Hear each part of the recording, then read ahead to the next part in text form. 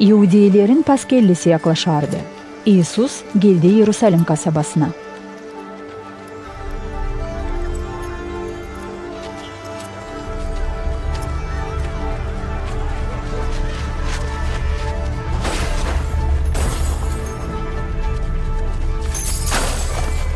Buldu Ayozbina'nın avlunda öküz, koyun, gugur satanları hem oturukça para değiştirenleri. Tasmadan yaptı bir kamçı da kovladı hepsini dışarı Ayozbina'nın avlundan, koyunlarla hem öküzlerle, dağıttı para değiştirenlerin gümüşlerini, aktardı masalarını. Dedi gugur satanlara.